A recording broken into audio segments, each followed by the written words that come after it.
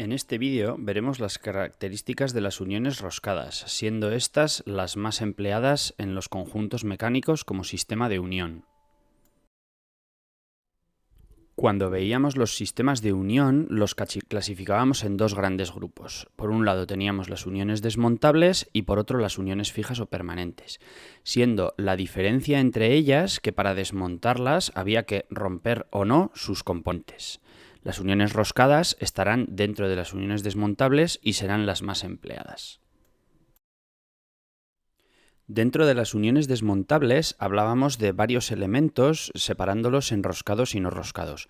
En este vídeo nos centraremos en los elementos roscados que se mencionaron como tornillos, tuercas, espárragos, pernos, pero también se adelanta que no solamente serán elementos sueltos los que participen en uniones roscadas, sino que tendremos también elementos más complejos en los que se puedan roscar tanto ejes como agujeros.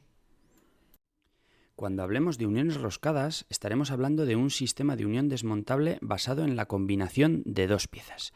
La primera de ellas la llamaremos eje roscado, y es una pieza en la que se ha labrado una rosca helicoidal por el exterior. Y la otra será el agujero roscado, que será una pieza en la que se ha labrado una rosca helicoidal complementaria a la anterior por el interior. Como ejes roscados hablaremos de elementos sueltos como los mencionados anteriormente, como pueden ser tornillos, espárragos, pero debemos aclarar también que forman parte esa unión roscada, ese eje roscado, de piezas comerciales como pueden ser racores en los que se roscan medidas, en los que se roscan partes de la pieza, o en piezas más complejas como las que aparecen ahora en imagen, como pueden ser un eje que tenemos en la parte inferior que tiene su extremo izquierdo roscado, o un sistema de unión de una manguera de presión que tiene una de sus extremos roscados. Y cuando hablemos de agujeros roscados tendremos la misma situación. Por un lado tendremos elementos sencillos como una tuerca, por ejemplo, uniones roscadas, agujeros roscados que formen parte de uniones roscadas las tendremos también en piezas comerciales como por ejemplo un racor que sirve para unir tubos, y en elementos más complejos, como podemos ver en la imagen, un bloque motor en las que tendremos unos agujeros roscados por medio de los cuales podremos unir la tapa del bloque al bloque motor. El primer punto a aclarar cuando hablemos de roscas es que las roscas serán elementos normalizados, es decir, habrá una norma que nos marque las características del perfil y las medidas de la rosca. Como ejemplo, se pondrá la rosca métrica. Esta rosca viene definida por las normas ISO 261, que es equivalente a la DIN 13 y equivalente a la UNE 17702. En ella, como muestra, tendremos esta imagen de lo que es el perfil de la rosca, donde cada una de las medidas de la rosca vendrán perfectamente definidas. Así como tenemos esas medidas, tendremos todas las características relativas a la rosca, como deben ser dimensiones de fabricación, tolerancias materiales, resistencias, todas las características que debe cumplir. La rosca métrica es la de uso más habitual en elementos normalizados como tuercas y tornillos, y al trabajar los conjuntos será la que más veamos. Pero hemos de saber que hay otra serie de roscas normalizadas, como son la Whitworth, la redonda, la trapezoidal o la de diente de sierra, que pasaremos a ver a continuación. La rosca Whitworth, que está regulada o que viene definida en la norma DIN 11, tendrá un perfil similar a la métrica pero con ciertas particularidades. Este tipo de rosca será será la empleada habitualmente en elementos de fontanería. Siempre que veamos racores, llaves, válvulas de seguridad, elementos que sabemos que forman parte de instalaciones de fontanería, hidráulica, la rosca que tendrán será la Whitworth. Y como curiosidad, decir que esta rosca se mide en pulgadas en lugar de en milímetros, como puede ser el caso del resto de roscas que veremos. La rosca redonda, marcada por la norma DIN 405, tiene todos los filetes redondeados, lo cual hace que sea muy resistente a esfuerzos y golpes, ya que no hay tensiones por esquinas o aristas en su forma. Pero ello también genera mucha dificultad para su fabricación y es por ello que es poco empleada. De hecho, suele emplearse en situaciones en las que no se mecaniza un eje o un agujero macizo, sino que se fabrican por moldeo deformando chapa. Como ejemplo, decir que los casquillos de los bombillos de las bombillas, perdón, tienen esta rosca.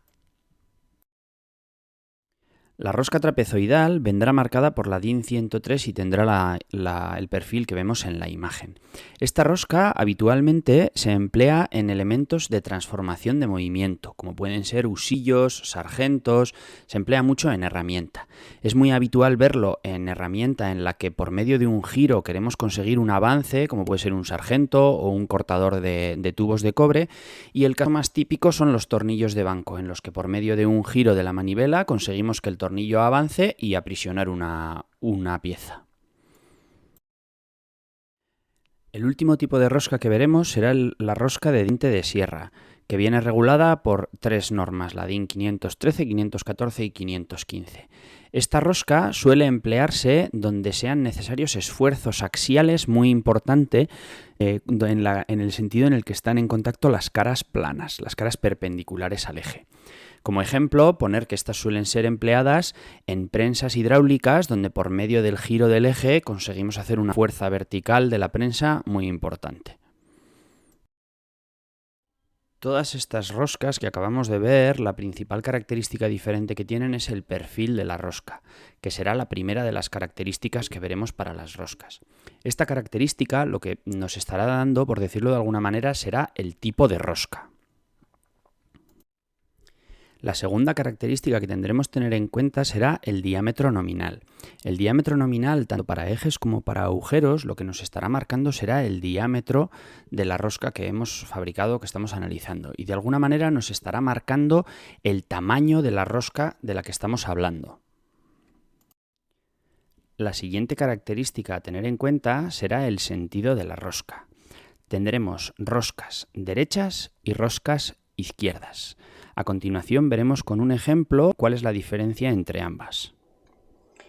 Aquí podemos ver un ejemplo de aplicación de roscas de izquierda y de derecha.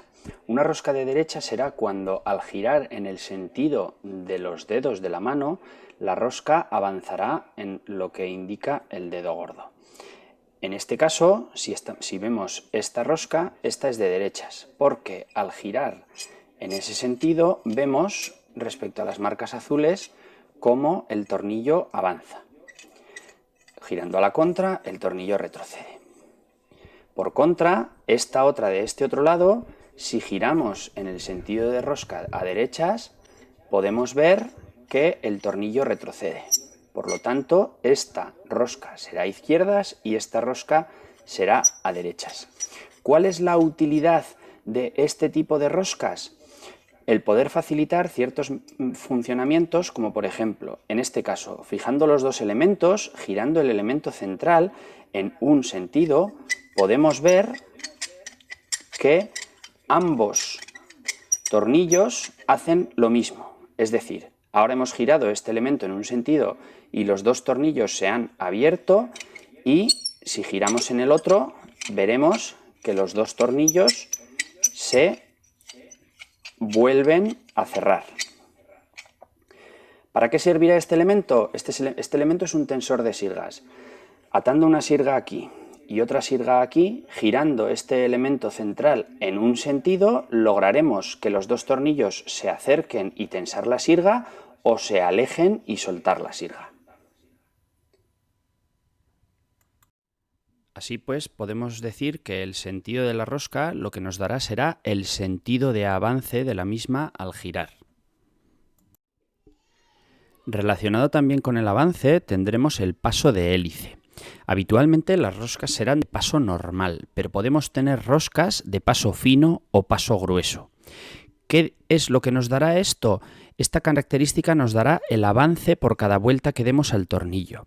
Si queremos un paso normal, no tenemos requerimientos especiales, usaremos paso normal. Si por algún motivo requerimos de un paso más fino, como por ejemplo en calibres que regulen una distancia en función de un giro, usaremos el paso fino, y el paso grueso se empleará para casos en los que con una vuelta queremos avanzar mucho. Para estos casos también tendremos posibilidad de combinar el número de hilos. ¿Qué será esto? En lugar de tener un único hilo que va girando alrededor del eje, podemos tener 2 o 3 hilos, lo cual nos da una longitud de paso mayor sin perder resistencia en el eje porque no se pierde sección. Si quisiéramos lograr esto mismo con un paso grueso, por la altura de las crestas y valles, tendríamos una pérdida de la resistencia del eje. Una vez tenemos claro cuáles son las características de una rosca, debemos ver las utilidades de las mismas. Estas se diferenciarán en dos principales grupos. Por un lado estará la clásica o la que nos puede venir a la mente de unir piezas, pero tenemos que tener muy presente que las roscas también sirven para transformar movimiento, tal y como hemos visto en ejemplos anteriores. En cuanto a uniones de piezas, clásicos tornillos y tuercas, conocidos por todo el mundo, o elementos como los vistos antes, como puede ser un racor, un eje con un extremo roscado, siendo estas roscas necesarias para el racor para unir dos tubos, el extremo roscado del eje para anclar algún elemento que va alrededor del eje al eje, y por otro lado tendremos la transformación de movimiento. Esto lo hemos visto en los ejemplos de la herramienta, por ejemplo, donde se ha mencionado un cortador de cobre que cortará el tubo de cobre a base de girar la manivela para que la cuchilla se clave en el tubo, o un sargento de carpintería que sujetará dos piezas a base de girar la manivela para que para que se muevan las mordazas. A la hora de analizar los conjuntos tendremos que tener muy presente estas dos utilidades de las roscas para, al identificar una rosca en un conjunto, entender si esa rosca sirve para unir dos o varias piezas del conjunto o si sirve para transformar el movimiento, y de esta manera poder entender mejor el funcionamiento del conjunto. Una vez tenemos claras cuáles son todas las características de las roscas, solo nos quedaría hablar de su representación en planos. Como adelanto, diremos que las roscas se representarán por medio de una línea fina y gruesa. Pero eso será objeto de un siguiente vídeo.